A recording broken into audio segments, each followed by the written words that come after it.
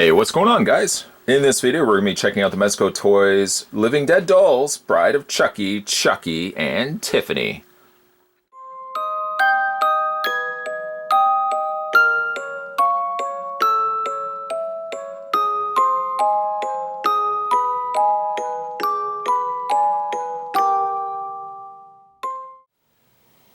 Okay, so I don't really collect a lot of the Living Dead dolls really on their own, but there are specific characters, if they're based on movies or if they're based on characters that I know, I'm more inclined to pick them up. I've already picked up the Child's Play Chucky Living Dead doll on his own, and saw these two at my local comic book store and thought I have to pick these up. They look fun for a Living Dead doll a character.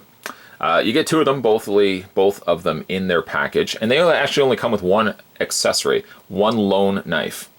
Now, Chucky only has the means to hold it because he's got the one gripping hand. Both his other hand and both of Tiffany's hands are relaxed, so you won't be able to actually hold the knife. The knife is kind of a soft, rubbery plastic, and to get into his hand, much like every other knife, you're just going to fit it in his hand and twist it around. And there you go. Probably will likely display Chucky with the knife in hand, just because it gives it a little extra something. But again, like, both figures look good. You really have to be in the market for a Living Dead doll. They're kind of an amalgamation of, well, a doll and something a little bit more spookier. These ones, I think, translate pretty good, actually, from the Bride of Chucky movie to a Living Dead doll. My only one downside, though, to the figure, and it's not actually the figure itself, but the way it was constructed, Chucky has the hardest of times to stand. It just seems like the way his feet were pegged into the shoes, or his legs were pegged into the shoes, they're very loose. So I have to kind of adjust a couple of times just to get him to properly stand. He is sporting his good guy's outfit, very mild ripping or damage to the outfit itself. There's a couple of little holes and stuff in his, his arms, and just few little nicks here and there in his outfit. But the outfit's actually somewhat pristine. His face, on the other hand, let me just bring the camera up here, is quite a different story altogether. Now stitched together by his ex-girlfriend Tiffany. You can see all the little staples and stitches and whatnot, keeping Chucky now together and intact. Nice stitching there on the side. He actually has a really nice side profile for being a slight, well, it's not 100% accurate look of Chucky, but I have to actually admit, it's one of the cooler looking Chucky face sculpts, despite the fact it's not intending itself to be a Chucky specifically, and more so a Living Dead doll inspired by Chucky. Again, I love the sunken-in eyes. I think that's a nice touch on the one area with the more exaggerated eye and the more other relaxed eye on the other side. Skin tone keeps relatively light here in this instance.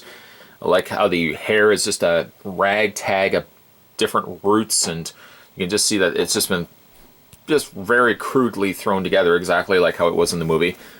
The orange is a nice coloring that they used for Chucky here. And the outfit, I think, relatively for the most part, is pretty nice. He's got actually none of the good guy undersole of his feet, but, again, that's not something you're really going to find too much fault for, because you're really not going to see it anyways. Again, Chucky looks pretty good at. I think of the two, Chucky looks better than Tiffany. Posability on both these, they have a ball joint in the head, so you can kind of, tilt the head if you want. That kind of adds to a little extra creepiness to it. The arms not only hinge outward, but a forward and back motion as well. They have just a swivel, kind of like a swivel in about the forearm area. You can rotate the arms. And the legs are very limited. I can move the leg forward and back and out, but the legs are really stiff. And for what it's worth, I mean, he does have a hinge in the foot, but again, like, the feet are really sloppily loose, which is unfortunate. There's Chucky, again, my favorite of the two. Taking really nothing away from Tiffany, I just think the Chucky looks better executed. Here we have Chucky here realized, or Tiffany here realized as Chucky's bride, given the same pale complexion as that of Chucky right here, about the same sort of color scheme. She gets a little bit extra in the cheeks, whereas Chucky doesn't have that. Some nice eyeshadow, and her eyelashes are painted in there. Big, vibrant green eyes, they're piercing, and she's got the blonde hair. Not to mention as well, she has her, I can't remember what it's called. The thing.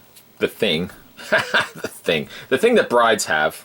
What is it? A veil? Veil. Thank you. It's a veil. She does have like a faux leather jacket with an insanely, perhaps out of scale, giant zipper on the front here. And if you move it slightly away, I guess you could really take the jacket off. You moved it slightly away, you can see that she's got her little tattoo, a little piece of plastic actually right underneath there, just fell off. It actually was the elastic left from the hair. I just took the elastic off and I guess a little piece was left there. But if we move her dress slightly out of the way, just to still be decent about it, she does have the Chucky tattoo on her chest. She's got her skirt, and if we just lift the skirt up slightly, she's got her fishnet stockings, and she's got a pair of like military boots or like Doc Martens or what have you. Posability on her would be exactly the same. Ball joint head, arms out, forward and back, rotation in the arms, nothing really in the hand, but more so in the arm. And then her legs do kind of move back and forth, but they are very limited. They move out, again, forward and back. Her feet aren't nearly the problem that Chucky's has, but they are a little on the loose side, I have to admit. Generally, if you are in the market of collecting Living Dead dolls, they're one of the more affordable means if you want to get yourself into horror collecting. Generally, Living Dead dolls range anywhere from about $25 to about $35 a figure. This particular set, I think the comic book store was asking about $70 because you were getting 2 figures rather than just the one. If you're a fan of Bride of Chucky, this may not be a thing that you need to pick up. I just picked it up on a whim because I thought, yeah, you know what, those are kind of cool. I like Chucky. I like Tiffany. I generally don't collect a lot of Living Dead dolls, but I do like those characters, and thereby I picked these 2 up. Today we were checking out the Mezco Toyz Living Dead dolls. This was the Bride of Chucky, Chucky, and his bride, Tiffany. If you guys haven't had a chance to subscribe to this channel yet, what are you waiting for? Hit that little subscribe button down below. You won't miss a beat when it comes to future videos. And if you're a fan of not only Child's Play, but also the Bride of Chucky, Seed of Chucky, and all the sequels that followed, I've also got a playlist where you can go back and check out all the figures, collectibles, and more that I've done for that movie franchise. As always, guys, thanks for watching as you always do. See you next time.